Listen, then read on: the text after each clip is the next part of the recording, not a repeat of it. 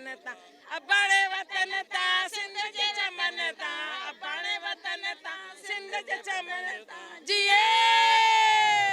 भारत में संत युधिष्ठिर लाल की अगवानी में सिंध पहुतल 86 सिंधी हिंदू यात्रियों की हर हंध जैं मोहब्बत ए पाबोह से आजियां कई वई उन ते हू बेपनाह खुशी ज़ाहिर करे रहा आहिनि।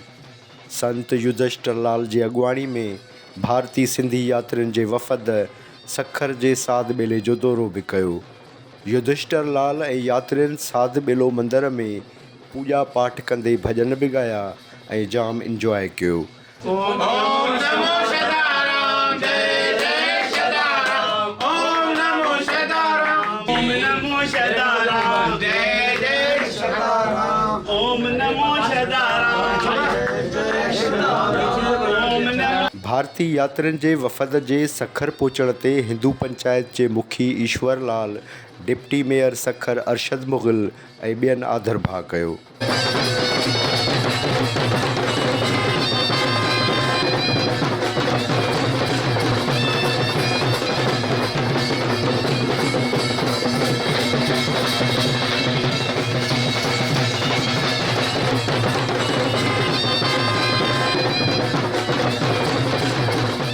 यात्री बेड़न ते सवार थी साध बेलो पहुता जिते इंतजामिया मकामी हिंदू बिरादरी ए बेन पारा संदन खाद खुराक ए बेन सहूलतुन जो इंतजाम कयो वियो।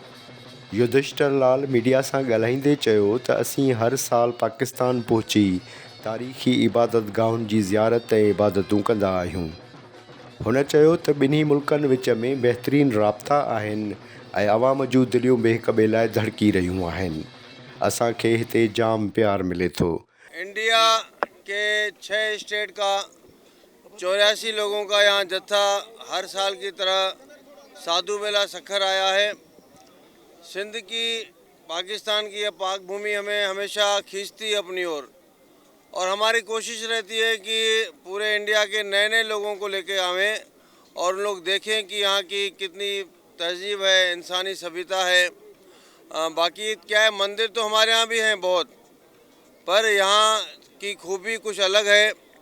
यहाँ किसी प्रकार का फेर फरका नहीं है, पाठ पूजा की सबको परमिशन है और एटीपीबी ने सखर साधु बेला में सब इंतजामिया पहले से बेहतर किए हैं। डिप्टी मेयर साहब और पूरा सिंध गवर्नमेंट इस इंतज़ाम को हमारे लिए हर साल देता है, मुहैया कराता है। हम शुक्रिया अदा करते हैं पाक गवर्नमेंट का और एक प्रेम का तोहफ़ा यहाँ सिंध गवर्नमेंट से रिक्वेस्ट करते हैं कि सालों से लेकर यहाँ जत्था आता है तो एक निशानी होनी चाहिए कि यहाँ से हिंदुस्तान का जत्था आता है। तो यहाँ लेफ़्ट साइड में एक 5-7 हज़ार फुट का हम पार्क बनाना चाहते हैं जो यहाँ हमेशा पब्लिक के लिए काम आएगा। अपने खर्च पर यहाँ एक पार्क बनाना चाहते हैं जो इस बात का निशान रहे कि हिंदुस्तान का जत्था यहाँ हर साल आता है, मोहब्बत का पैगाम लेकर आता है। लोगों के यानी आवाम के आने जाने से, मिलने से हर तरह से बेहतरी होगी। हम यह बात बार बार कहे हैं। अब जैसे हमारी बहुत बड़ी हिंदू बिरादरी अजमेर में है, वहाँ आपका जत्था गया है तो लोग उनके लिए भी स्वागत करते हैं और जब दुकानों में वो चढ़ के आते हैं तो उन्हें और भी कम रेट में अपना भाई समझ के, और जो सिंधी बोली है ना वो भी एक दूसरे से जोड़ती है।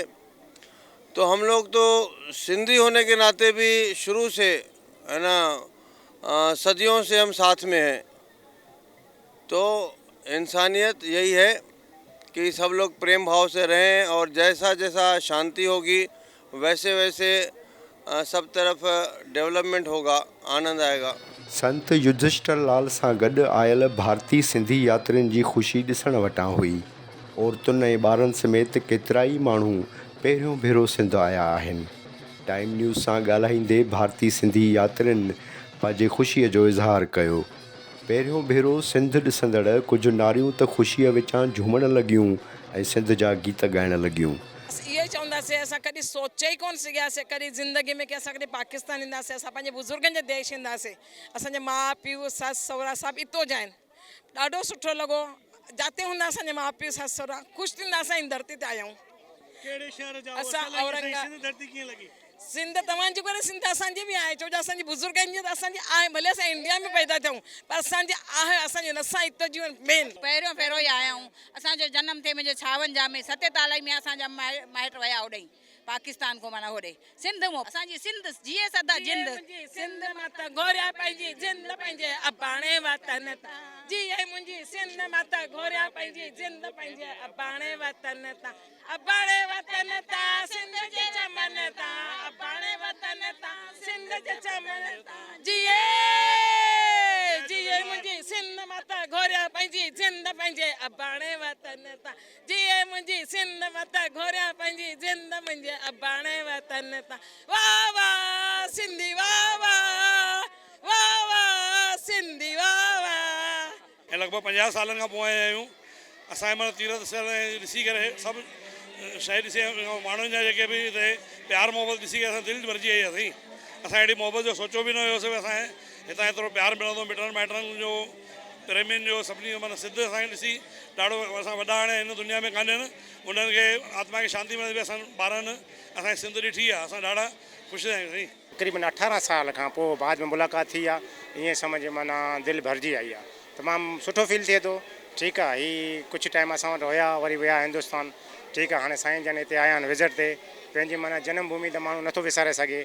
असांखे ॾाढी दिलि सां दिलि ख़ुशी थी त ठीकु आहे, असांजे पाकिस्तानी भाइर आहिनि, ठीकु आहे, हिन विज़िट ते आया आहिनि त असांखे बहितरीनु ॾाढी ख़ुशी थी। 40 सालनि खां पोइ आया आहियूं त हिते लख शुक्राना आहिनि मालिक जा, शदरामारनि जा, जो असांखे हिते वठी आया त, न त कॾहिं असांखे उमेद ई कोन हुई की असां कॾहिं पाकिस्तान ॾिसंदासीं। भाउ कीअं हूंदो आहे त इंडिया राजस्थान खां आया आहियूं ऐं असां साईं सां गॾु हिन जथे सां गॾु पूरो हिन मुल्क जो ॾिसणु आया आहियूं। असांखे इलाही ख़ुशी आहे कि असां सां एतिरो रेस्पेक्ट थिए थो, असांखे एतिरो मान इज़त मिले पियो।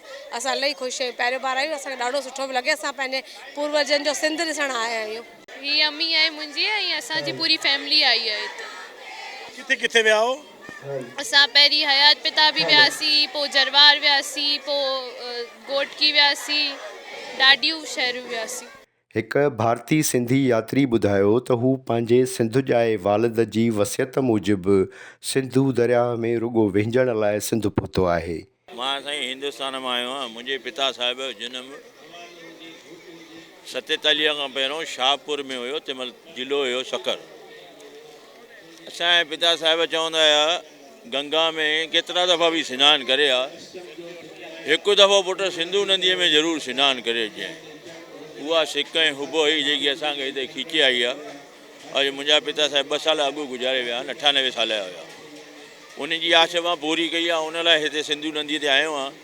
हिकु यात्रीअ चयो त तव्हां सिंध वारनि में अलाए कहिड़ो चकमक लॻल आहे जो असां हर भेरे छिकिजी तव्हां ॾांहुं हलिया अचूं था।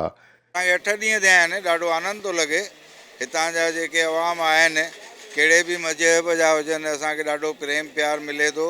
उनजे अलावा असांखे पाकिस्तान सरकार जो बि असांखे सुठो सपोर्ट थो मिले ऐं हर कंहिं ॻाल्हि में असांजी मदद कनि था। 4थों दफ़ो आयो आहियां मां। बसि तव्हांजी सिक खीचे थी अचे न, छा कयूं। छाछरो थरपरकर सिंध जो रहण वारो आहियां। हींअर इंडिया में रहूं पिया, अहमदाबाद में रहूं पिया। ऐं सिक जनम हिते आहे, सिक हिते जी आहे ऐं हिते जी मोहबत मिले पई। घड़ी घड़ी अचूं पिया असां मिलण खे, असांखे यादि जीअं ताज़ी यादि थी वेंदी आहे, हिन करे ईंदा आहियूं। ऐं हींअर अहमदाबाद गुजरात में रहूं पिया। ॾाढी सिक ॾिठी, ॿियनि खे बि चवंदासीं अचो पाकिस्तान घुमी अचो। इन कोन्हे पाकिस्तान में कोई तकलीफ़ कोन्हे, सभु प्रेमी भाउ आहिनि, सभु प्रेमी आहिनि, सभु सुठा माण्हू आहिनि। शानदार बढ़िया पियो लॻे पंहिंजी धरतीअ ते, जनम भूमीअ ते। अॼु 19 सालनि खां पोइ साईं पंहिंजी धरती ते आया आहियूं। तमामु हद खां बेहदि ख़ुशी थी। पंहिंजी भूमि जे साईं जन जी जेको आहे, इन जे वसीले असांखे पंहिंजी धरती नसीब थी आहे। हितां जी केतिरी यादि ईंदी आहे? हिन जूं यादूं त विसरण जूं न आहिनि। सुबुह शाम पल पल जेका सिंध जे धरती जो पाणी ऐं हिननि जी जेका सिंध जी महिमान नवाज़ी, उहो सभ खां वधीक आहे। जनम भूमि हितां जी आहे मुंहिंजी, इहा जॾहिं ज़िंदगी ताईं विसरण वारी न आहे। भारतीय सिंधी यात्रियुनि सिंध में बेपनाह प्यार मिलण ते ख़ुशी ज़ाहिर कंदे चयो त ॿिन्ही मुल्कनि विच में वीज़ा वारो सिस्टम न हुजणु घुरिजे ऐं ॿिन्ही मुल्कनि जे अवाम जे हिक ॿिए ॾांहुं वञण ते का बि झल पल न हुजणु घुरिजे।